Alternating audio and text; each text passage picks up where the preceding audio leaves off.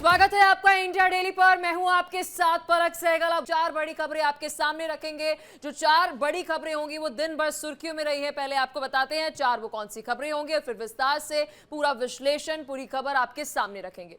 सबसे पहले आपको एसआईआर मुद्दे पर सुप्रीम कोर्ट में क्या सुनवाई हुई है, पूरी जानकारी देंगे। क्या इसके मायने हैं, आगे क्या होगा, अगली सुनवाई कब होगी, विस्तार से पूरी खबर जो है वो आपके सामने रखेंगे। मतदाता सूची की अगर बात करें, इसके विशेष गहन पुनरीक्षण की जो लगातार बात हो रही थी, उसकी वैधता को चुनौती देने वाली याचिकाओं का अंतिम बहस जो है वो हुई है। अब मामले की जो अगली सुनवाई है वो 9 अक्टूबर को होगी। पूरी जानकारी जो है वो इस खबर से जुड़ी आपको देंगे।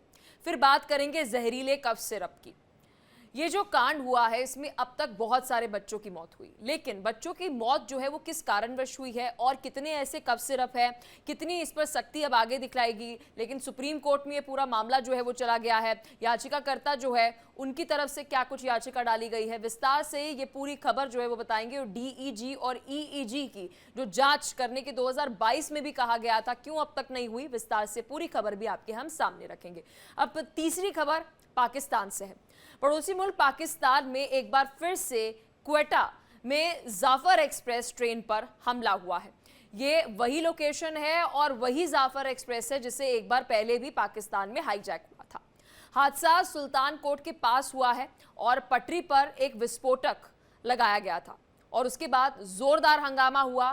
क्या कुछ इस खबर पर अपडेट है, अब तक क्या कुछ कार्रवाई हुई है, क्या कुछ जांच निकलकर सामने आई है, वो भी आपको विस्तार से बताएंगे। चौथी खबर बदलते मौसम से जुड़ी, क्योंकि देखिए मौसम जो है वो बदल रहा है, चाहे वो दिल्ली एनसीआर का हो या पहाड़ी इलाकों का हो। अब वहां पर पहली बर्फबारी हुई है और जो पहाड़ हैं, खूबसूरत बर्फीले पहाड़ हैं, उनकी तस्वीरें जो है वो सामने आ रही है। अब आईएमडी की तरफ से हिमाचल प्रदेश, उत्तराखंड और साथ ही अगर बात करें जम्मू कश्मीर की, तो यहाँ पर क्या कुछ आने वाले समय के लिए फोरकास्ट है, उसकी भी जानकारी आपको विस्तार से देंगे। तो 4 बजे की ये 4 बड़ी खबरें हैं जिसकी विस्तार से आज चर्चा करेंगे और विस्तार से पूरी खबर जो है वो आपके सामने रखेंगे। और चलिए शुरुआत करते हैं पहली बड़ी खबर के साथ। एसआईआर मुद्दे पर बड़ी अपडेट आपको दे सुप्रीम कोर्ट में आज की सुनवाई हुई खत्म। याचिकाकर्ताओं की अगर हम बात करें, क्योंकि उनकी तरफ से मतदाता सूची को लेकर कई सारे डाउट्स थे, जांच के विषय थे, लेकिन इस बीच नई दलीलों के साथ एक नया हलफनामा दाखिल करें की बात जो है वो सुप्रीम कोर्ट की तरफ से रखी गई है। अब परसों 9 अक्टूबर को अगली सुनवाई होने जा रही है। अगली सुनवाई में क्या कुछ अब सुप्रीम कोर्ट की तरफ से हलफनामे में क्या कुछ हो सकता है, ये बहुत दिलचस्प रहेगा। एसआईआर पर जो सुनवाई हुई उसमें जस्टिस सूर्यकांत और जस्टिस जॉय माल्या बागची की बेंच ने इस मामले पर सुनवाई की। एसआईआर के खिलाफ दलील देते हुए वरिष्ठ वकील प्रशांत भूषण की अगर हम बात करें, उन्होंने समस्याओं को सुलझाने के बजाय और ही बढ़ा दिया। उन्होंने कहा कि इसमें पारदर्शिता का भी अभाव है, यानी वो ट्रांसपेरेंसी पर सवाल उठा रहे हैं। चुनाव आयोग ने दिशा निर्देशों के अनुसार जानकारी अपलोड नहीं की है, यानी कि उनका कहना है कि जो एसओपी थी उसके अनुसार जानकारी अपलोड नहीं हुई है। अब वरिष्ठ वकील अभिषेक मनु सिंघवी की बात करें, उन्होंने ये दलील दी कि जिन 3,66,000 वोटर्स का, लोगों का नाम हटाए गए हैं, उनमें से किसी को भी नोटिस नहीं मिला। सुनवाई के दौरान अगर सुप्रीम कोर्ट की बात करें तो उन्होंने पूछा कि क्या 3,66,000 लोगों से जो नोटिस नहीं मिला है क्या, मतलब ये सवाल जो है सुप्रीम कोर्ट ने उठाया, वो शिकायत लेकर आगे आया है। और अब इस पर चुनाव आयोग ने साफ किया है कि नहीं, किसी ने कोई अभी शिकायत जो है वो नहीं की है, यानी कि जो 3,66,000 लोगों की हम बात कर रहे हैं उस पर सुप्रीम कोर्ट ने इलेक्शन कमीशन के ऊपर सवाल उठाते हुए पूछा कि क्या उन 3,66,000 में से कोई ऐसा आया जिसने सवाल उठाया हो अपने वोटर लिस्ट को लेकर। तो वहां से जवाब जो है वो आया कि किसी ने अभी तक कोई शिकायत नहीं की। अब चुनाव आयोग की बात करते हैं। चुनाव आयोग ने ये भी कहा है कि केवल ये याचिकाकर्ता है, ये याचिकाकर्ता है जो एनजीओ है और कुछ राजनीतिक दल हैं जो ये दावा कर रहे हैं। ये बहुत बड़ी डेवलपमेंट सुनवाई पर रही है। अब पूरी जानकारी के साथ, पूरे विश्लेषण के साथ हमारे लीगल एडिटर आशीष सिन्हा हमारे साथ जुड़ चुके हैं। आशीष, सिलसिलेवार तरीके से आज की सुनवाई में क्या कुछ हुआ, दोनों तरफ से क्या कुछ पक्ष रखे गए और आगे 9 अक्टूबर को सुनवाई में आपको क्या कुछ दिख रहा है, क्या आगे डेवलपमेंट हो सकती है? देखिए, आज की पूरी सुनवाई का लब्बो-लुभाव अगर निकाला जाए तो याचिकाकर्ताओं ने यह आरोप जरूर लगाया कि 3,66,000 ऐसे नाम हैं जिनको काटा गया, जो 2025 में जनवरी में, यानी इसी साल जब जनवरी में मतदाता निरीक्षण वहां पर चुनाव आयोग ने किया था, एक वोटर लिस्ट तैयार की थी, तो उन नामों को जो हटाया था, उनकी जो शिकायतें थी उन पर चुनाव आयोग ने गौर नहीं किया। दूसरी सबसे अहम बात जो याचिकाकर्ताओं की तरफ से ये कही गई कि इस पूरे मामले में जब चुनाव आयोग को बार बार कहा गया, उसके बाद भी आयोग ने इन दलीलों को अनदेखा कर दिया। लेकिन आयोग की दलीलें, मुझे लगता है कि देश की जनता को सुननी चाहिए, क्योंकि उन दलीलों में दम है। आयोग ने यह कहा कि जब फाइनल जो ड्राफ्ट सूची थी एसआईआर के तहत जो बनाई गई थी, वो सभी राजनीतिक दलों को दी गई। दूसरी अहम बात, किसी भी राजनीतिक दल ने इस बात का दावा नहीं किया कि किसी एक व्यक्ति का नाम, जिसका जनवरी वाले जो सूची तैयार हुई थी उसमें नाम था, और जो अगस्त और सितंबर में जो सूची तैयार हुई है उसमें उसका नाम काट दिया गया। तीसरी अहम बात, जितने भी डेटा थे सभी डेटा जो है वो राजनीतिक दलों को सौंप दिए गए। चौथी अहम बात, जो शिकायतें चुनाव आयोग के पास आई थी उन सभी शिकायतों का आयोग क्रमवार तरीके से उसने निस्तारण किया। पांचवी अहम बात, चुनाव आयोग ने खुलकर कहा, एक व्यक्ति आप अदालत में लेकर आ जाइए, एक व्यक्ति जो अदालत में आके कह दे कि जनवरी में मेरा नाम था वोटर लिस्ट में, लेकिन अब मेरा नाम वोटर लिस्ट में नहीं है। यही बात सुप्रीम कोर्ट ने भी याचिकाकर्ता प्रशांत भूषण से पूछी, कही कि ठीक है, आप ये कह रहे हैं कि 3,66,000 लोगों के नाम काट दिए गए। हम 3,66,000 लोगों की बात नहीं कर रहे हैं। सुप्रीम कोर्ट ने यहां तक कहा कि एक व्यक्ति आप सामने लाकर हमारे सामने खड़ा कर दीजिए जो व्यक्ति प्रभावित हो। सुप्रीम कोर्ट ने इसके आगे एक और लाइन कही, वो भी दर्शकों को सुननी चाहिए, जिसमें सुप्रीम कोर्ट ने यह कहा कि जो लोग अवैध तरीके से देश में रह रहे हैं या जिन्होंने फर्जी तौर पर बिहार की मतदाता सूची में अपना नाम को जुड़वाया था, वो कभी भी सामने आएंगे ही नहीं। ये बात सुप्रीम कोर्ट की बड़ी है, क्योंकि आरोप 3,66,000 मतदाताओं के नाम काटने के थे, लेकिन सबूत के तौर पर एक व्यक्ति अदालत के सामने नहीं आया। सुप्रीम कोर्ट ने भी 9 अक्टूबर की सुनवाई तारीख बात करें आशीष, जिस तरीके से आप बता रहे हैं कि सुप्रीम कोर्ट भी आज कई सारे सवाल जो है वो खड़ा करते हुए नजर आया। इलेक्शन कमीशन की बात करें, इलेक्शन कमीशन ने कहा एक्सेप्ट फॉर 3,66,000 जिन लोगों का जिक्र किया जा रहा है उनमें से एक भी कोई नहीं आया कंप्लेंट लेकर। लेकिन उन्होंने साथ में ये भी कहा, लेकिन राजनीतिक दल, एनजीओज और कई सारे लोगों को बहुत दिक्कतें हो रही हैं। तो क्या लगता है आज जो पूरी सुनवाई हुई है, वेटेज आपको कहां लग रही है? मतलब इलेक्शन कमीशन की तरफ से तर्क ज्यादा दिए जा रहे थे, और अगर हम उन राजनीतिक दलों की बात करें, प्रशांत भूषण की बात करें, क्या उनके पास स्ट्रॉन्ग दलीलें आज नहीं थी? नहीं, तर्क दोनों के पास थे, लेकिन सबसे अहम बात यह हो जाती है कि अदालत किसके तर्कों से प्रभावित होता है और किसके दलील में दम जो है वो नजर आता है।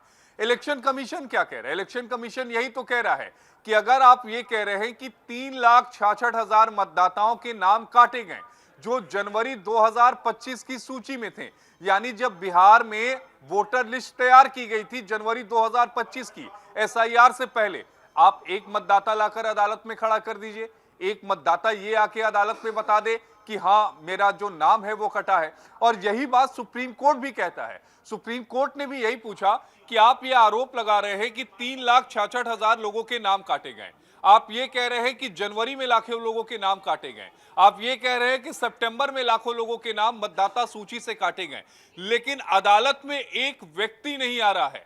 जिस पर प्रशांत भूषण ने कहा कि हर कोई सुप्रीम कोर्ट नहीं आ सकता, हर कोई अदालत नहीं जा सकता, तब कोर्ट ने कहा कि आप ही लेकर आ जाइए एक मतदाता, एक सबूत तो अदालत में देंगे आप, तभी तो आपकी बातों पर अदालत भरोसा करेगी।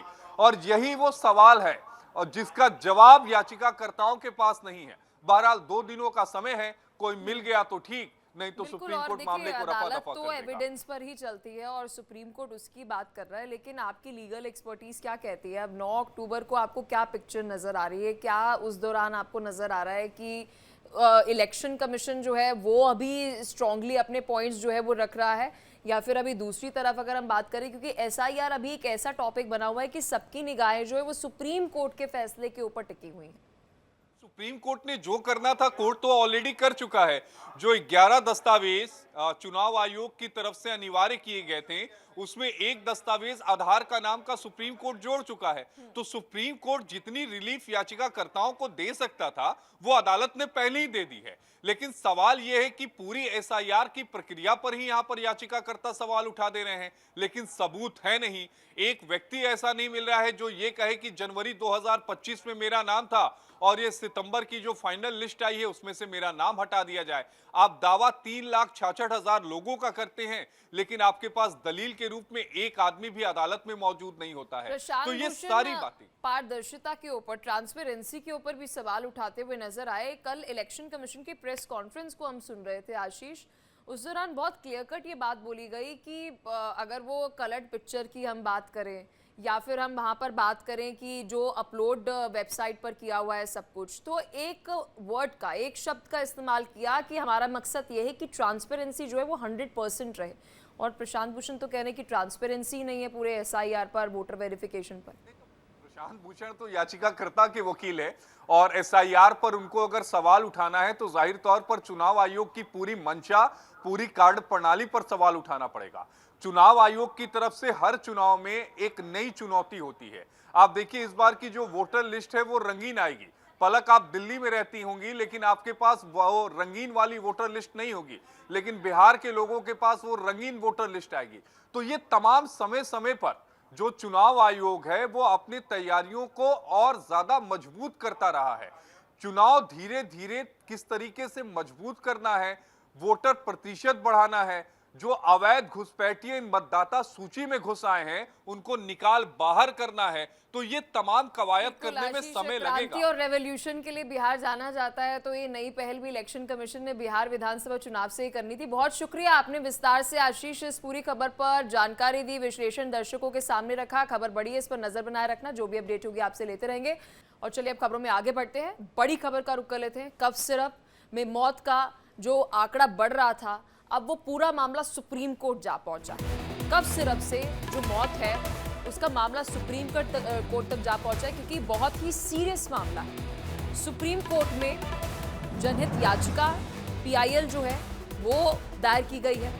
अब दायर याचिका में न्यायिक जांच की मांग उठाई गई, यानी कि ये जो मामला है ये बहुत सीरियस है, इसकी सीबीआई जांच होनी चाहिए। कंपनियों के लाइसेंस रद्द करने की भी मांग जो है वो उठाई गई है, क्योंकि इससे पहले आपको बता दें कि कुछ एक स्टेट्स में, यूपी जिसमें से एक है, जहाँ पर नोएडा में लाइसेंस जो है कफ सिरप फार्मास्यूटिकल कंपनी का रद्द किया गया था, और उसके अलावा कोई ऐसी कंपनी नहीं रही है जिसका फार्मास्यूटिकल जो लाइसेंस है वो रद्द किया गया हो। अब सीबीआई जांच हो और साथ ही लाइसेंस रद्द हो, इसकी मांग जो है इस पीआईएल में उठाई गई है।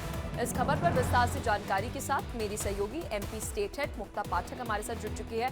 मुक्ता, विस्तार से खबर पर अपडेट दीजिएगा, क्योंकि बहुत सीरियस मामला है। अब कार्रवाई बेहद ज़्यादा ज़रूरी है, चाहे वो डीईजी हो या ईजी हो, उसका कितना फॉर्मुलेशन रहना चाहिए, कितना कंसंट्रेशन रहना चाहिए, इस पर पहले ही जांच होनी चाहिए थी, लेकिन अब तक नहीं हुई और इसी वजह से दुर्भाग्यपूर्ण जान चली गई कई सारे बच्चों की। बिल्कुल बिल्कुल, देखिए अब जो आंकड़ा सामने आ रहा है वो 14 बच्चों का आ रहा है लगातार जो है, लेकिन हम देख रहे हैं कि अब जो है सरकार की तरफ से कड़े जो है कदम उठाए जा रहे हैं। आज भोपाल में जगह जगह ड्रग स्टोर्स पे जो है छापामार कार्रवाई की गई और देखा गया कि कोई कफ सिरप तो नहीं बेच रहा है, जो प्रतिबंध किया गया है। और उसके बाद डॉक्टर मोहन यादव सीएम ने ट्वीट करके जानकारी दी कि जितने जो बच्चे अभी क्रिटिकल कंडीशन में है वो कहीं भी जो हो, वो चाहे वो नागपुर रेफर किए गए हों या बैतूल रेफर किए गए हों, कहीं भी, और छिंदवाड़ा में हो, सबका जो इलाज है वो सरकार उनका खर्च वहन करेगी। और लगातार जो है, और एक एसआईटी की जो टीम है वो गठित हो गई है, जैसा कि छिंदवाड़ा के एसपी ने जानकारी दी। वो टीम के मेंबर्स जो हैं अब चेन्नई जाके तमिलनाडु में जहां से ये मैन्युफैक्चर हो रहा था कफ सिरप जो आया है और वो डिस्ट्रीब्यूट हुआ है, वहां पे जो है वो जांच टीम जाके जानकारी लेगी कि क्यों ये, और जैसा कि हमने बताया भी था पहले कि जो केमिकल की मात्रा है जो मात्र 0.1% होना था, लेकिन वो 48.7% पाया गया। तो जाहिर तौर पे इसीलिए जो है ये बच्चों की ये हालत हुई कि उनका जो है किडनी फेल हो गया और बाद में जो है उनकी डेथ हुई। और अब जो है जो सरकार की तरफ से देखें, और क्या लगता है कि अब इस पर कोई क्योंकि यहाँ पे सीबीआई जांच की मांग उठाई जा रही है कि कौन सा अधिकारी था, किसने सही तरीके से इन्वेस्टिगेट नहीं किया, जांच नहीं की, सैंपल टेस्टिंग नहीं की, क्योंकि देखिए सीबीआई जांच होगी तो फिर वो बहुत ही, हम कह सकते हैं, एकदम स्ट्रिक्ट जांच जो है वो मानी जाती है। क्या लगता है सुप्रीम कोर्ट में जब इस पूरे मामले पर अगर सुनवाई होगी तो बहुत सारी चीजें जो है वो निकल कर सामने आएगी, क्योंकि लगातार हम एडमिनिस्ट्रेशन में जो फेलियर रहा है मुक्ता, उस पर भी जोर दे रहे हैं। बिल्कुल सही कहा आपने पलक, ये जब है अब पूरी जो है परतें खुलेंगी, क्योंकि देखिए बहुत अलग लेवल, जैसे डॉक्टर जो जिन्होंने ये कफ सिरप प्रिस्क्राइब किया था उनको जो है उनको अरेस्ट कर लिया गया। जो जबलपुर में जो डिस्ट्रीब्यूटर था, कटारिया डिस्ट्रीब्यूटर, उसको भी जो है वहां पे जो टीम पहुंची थी और उसने जो है उसको वहां पे उनका वो सील कर दिया। तो इस तरह से लगातार जो है कार्रवाई तो हो रही है, लेकिन चूंकि अब ये मामला सुप्रीम कोर्ट में है, जांच और अगर तेज ही होगी तो उससे पता चलेगा आखिर ये गलती कहां पे थी। तमिलनाडु से ये जो आ रहा था कार्रवाई सही तरीके से तभी मुक्ता हो सकती है। बहुत शुक्रिया, आपने विस्तार से इस खबर पर जानकारी दी मुक्ता। बड़ी ये खबर है, इस पर नजर आप बनाए रखना, अपडेट हम आपसे लेते रहेंगे। चलिए खबरों में आगे बढ़ते। पाकिस्तान से बड़ी ब्रेकिंग न्यूज सामने आ रही है। बलूचिस्तान में जाफर एक्सप्रेस पर हमला हुआ है। क्वेटा में जाफर एक्सप्रेस में बम धमाका हुआ। धमाके की वजह से ट्रेन पटरी से उतर गई। हमले में 7 लोगों के घायल होने की खबर है। खैबर पख्तूनख्वा के पेशावर ये ट्रेन जा रही थी। जो बता दें हमला हुआ है वो बलूचिस्तान में हुआ है। इससे पहले भी क्वेटा में ही इस तरीके से जाफर एक्सप्रेस को ही हाईजैक किया गया था। बलूच रिपब्लिक गार्ड्स ने इस हमले की जिम्मेदारी ली। पाकिस्तान के क्वेटा से ये बड़ी खबर आपको बता रहे हैं। जाफर एक्सप्रेस को एक बार फिर से निशाना बनाया गया है। वही जगह है, वही ट्रेन है, और देखिए वहां पर खैबर पख्तूनख्वा ये ट्रेन जा रही थी बता दें, लेकिन ये जो धमाका हुआ है ये क्वेटा में हुआ है। ट्रेन को टारगेट करते हुए बम धमाका हुआ। बता दें कि जो वहां पर पटरी है वहां पर ही कोई बताया जा रहा है कि विस्फोटक सामग्री थी, आईईडी बताया जा रहा है, जो शुरुआती जानकारी सामने आ रही है सोर्सेज से। अब धमाके की वजह से ट्रेन पटरी से उतर गई, 7 लोग घायल हो गए। बम धमाके की जिम्मेदारी बलूच विद्रोही समूह बलूच रिपब्लिकन गार्ड्स ने ली है, और ये बड़ी खबर जो है वो आपको बता रहे हैं। इस खबर पर और अधिक अपडेट के साथ मेरे सहयोगी रमन सैनी हमारे साथ जुड़ चुके हैं। रमन, विस्तार से खबर पर अपडेट दीजिएगा, क्योंकि अभी अगर पाकिस्तान के बलूचिस्तान रीजन की अगर हम बात करें, वहां पर हालात जो हैं बेहद खराब नजर आ रहे हैं। कि कभी वहां पर हम देखते हैं आर्मी के किसी हेडक्वार्टर के ऊपर हमला हो जाता है, और ये दूसरी दफा हो रहा है कि जाफर एक्सप्रेस जो है उसको टारगेट किया गया है। देखिए पलक, ये दूसरी बार नहीं, 2025 में ये 7वीं बार है जब जाफर एक्सप्रेस को टारगेट किया गया। आपको याद होगा कि 11 मार्च को सबसे पहले जाफर एक्सप्रेस को बलूचिस्तान के इलाके में जो है वो हाईजैक कर लिया गया था, जिसमें करीबन 30 लोगों की मृत्यु हुई थी और तमाम लोग जो है वो जख्मी हो गए थे। और उसमें पाकिस्तानी आर्मी के बहुत बड़ी संख्या में जो सैन्यकर्मी थे वो उस ट्रेन के अंदर सवार थे। उसके बाद अगर आप देखेंगे तो जून में एक बार, और उसके बाद अगर आप जुलाई में एक बार, और अगस्त में एक बार, और अब सितंबर में जो है वो 3 बार इस पर हमला हो चुका है। और ये 7वीं बार जो है वो हमला जाफर एक्सप्रेस पर हुआ है। और निश्चित रूप में जिस तरीके से जाफर एक्सप्रेस को लगातार निशाना बनाया जा रहा है, कभी क्वेटा के इलाके के अंदर, कभी खैबर पख्तूनख्वा के इलाके के अंदर, कभी सिंध प्रांत में, क्योंकि इस बार जो हम आईडी ब्लास्ट किया गया है रेलवे ट्रैक के ऊपर, ये ट्रेन सिंध प्रांत का जो इलाका पड़ता है वहां पर शिकारपुर डिस्ट्रिक्ट के पास में एक जगह पड़ती है, वहां पर ये ट्रेन वहां से गुजर रही थी जिस वक्त आईडी ब्लास्ट की गई। और 5 इस ब्लास्ट की चपेट में आने के बाद जाफर एक्सप्रेस के 5 डब्बे जो हैं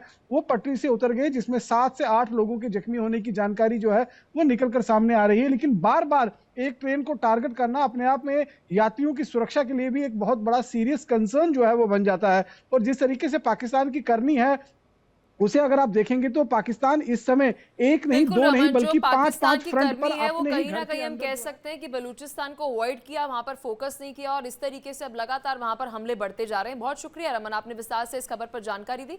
नजर आप बनाए रखना खबर पर, अपडेट हम आपसे लेते रहेंगे। और चलिए इस बीच खबरों में आगे बढ़ते हैं। खबर अब उत्तराखंड से सामने आ रही है, क्योंकि उत्तराखंड, हिमाचल प्रदेश, जम्मू कश्मीर में सीजन की पहली बर्फबारी हुई है और बर्फबारी की खूबसूरत तस्वीरें जो है वो सामने आई और इसी के साथ सर्दी ने दस्तक दे दी है। केदारनाथ की बात करें, बद्रीनाथ की बात करें, तो वहीं दूसरी ओर जम्मू कश्मीर में गुलमर्ग की बात करें। ये देखिए खूबसूरत वादियों की ये तस्वीरें। ऊंचाई वाले इलाके हैं, बर्फ की सफेद चादर बिछ गई है, पहली बर्फबारी है, इसलिए ये पॉजिटिव तस्वीरें, सकारात्मक तस्वीरें जो है वो सामने आ गई। क्योंकि देखिए पहाड़ इस साल बड़े ही हम कह सकते हैं तबाही वाला रहा, चाहे वो जम्मू कश्मीर हो, चाहे वो बात करें हम उत्तराखंड या फिर हिमाचल प्रदेश की। और अब बड़ी चैन की सांस वहाँ पर स्थानीय लोगों ने ली है, चाहे वो गुलमर्ग हो या फिर कारगिल क्षेत्र की बात करें, हर जगह बर्फबारी से ये खूबसूरत तस्वीरें जो है वो सामने आई है। इस बार कहा जा रहा है कि जिस तरीके से बारिश हुई है उसके बाद विंटर्स जो है वो, सर्दियाँ जो है वो बहुत ज़्यादा इस बार नजर आएंगी और इसलिए आपने देखा कि अक्टूबर महीने की आगाज के साथ ही यहाँ पर केदारनाथ में भी ये देख सकते हैं बर्फबारी, पहली बर्फबारी की खूबसूरत तस्वीरें। और इस बार कहा जा रहा है कि सर्दियां जो है वो बहुत लंबी जो है वो रहेंगी। इस खबर पर और अधिक जानकारी के साथ मेरे सहयोगी नासिर हमारे साथ जुड़ चुके हैं श्रीनगर से। नासिर, देखिए इस बार अगर हम पहाड़ों की बात करें तो पहाड़ों में बाढ़ नजर आई, बादल फटने की घटनाएं नजर आई और लोग जो है वो वहां पर परेशान थे, डरे हुए थे। लेकिन क्योंकि अब सर्दियों की शुरुआत हो चुकी है, खूबसूरत ये तस्वीरें जम्मू कश्मीर से, गुलमर्ग से सामने आ रही है और कहा जा रहा है कि इस बार सर्दियां जो है वो बहुत लंबी रहने वाली हैं, क्योंकि बारिश जो है, गर्मी जो है वो इस बार थोड़ी सी कम हुई है और बारिश बहुत ज्यादा हुई है। बिल्कुल पलक, देखिए इस बार सर्दी ने दस्तक जो है पहले दी। अक्टूबर के पहले ही दिनों में जो है भारी बर्फबारी हमने देखने को मिली, चाहे गुलमर्ग की बात करें, पहलगाम की बात करें, सोनमर्ग की बात करें, स्पेशली हम सिंथन टॉप की अगर बात करेंगे तो वहां पे बर्फबारी जो है वो 14 इंच के करीब जो है वो रिकॉर्ड की गई है। अक्टूबर में सबसे ज्यादा बर्फबारी जो है सिंथन टॉप पे हुई। उसके साथ साथ जितने भी पर्यटन स्थल है, गुलमर्ग, सोनमर्ग, पहलगाम, वहां पे भी हमने सफेद चादर जो है बिछी हुई आज सुबह सवेरे हमें देखने को मिली। उसके साथ साथ लोगों जो प्लेन्स एरियाज है, चाहे श्रीनगर की बात करें, बड़गाम की बात करें, कुपवाड़ा की बात, भी जितने भी प्लेन एरियाज है वहां पे हमने लगातार बारिशें देखी। उससे जो है लोगों को काफी ठंड का महसूस हुआ और लोगों ने जो है गर्म कपड़ों का इस्तेमाल करना शुरू किया। कोयले के साथ साथ आग जलाने की भी जो है तस्वीरें वो हमें सुबह सवेरे से देखने को मिले। और उसके साथ साथ अगर देखा जाएगा जितने भी पर्यटक स्थल है गुलमर्ग में, हमने देखा कि आज पर्यटक जो है नाचते या गुनगुनाते नजर आए, जिनके लिए उनकी जन्नत के नजारे से कम वो तस्वीर, वो दृश्य जो है उनको देखने को नहीं। जहां तक पर्यटकों के साथ हमारी बात हुई, पर्यटकों का कहना है कि आज पहली बार हमने जो है अक्टूबर के महीने में यहाँ पे बर्फबारी देखी और हम एंजॉय करें और किसी जन्नत के नजारे से कम नहीं। बिल्कुल, उनका ये और भी कहना है कि नासिर हम ऐसी यही तस्वीरें चाहते हैं पहले कि हमने जो है खूबसूरत और हसीन ये वादियों से ही अब सर्दी जो है वो गुलजार रहे और खूबसूरत ही ये वादियों की तस्वीरें जो है वो सामने आए। बहुत शुक्रिया नासिर, आपने विस्तार से मौसम के बारे में जानकारी दर्शकों तक पहुंचाई और फिलहाल के लिए इस न्यूज बुलेटिन में इतना ही।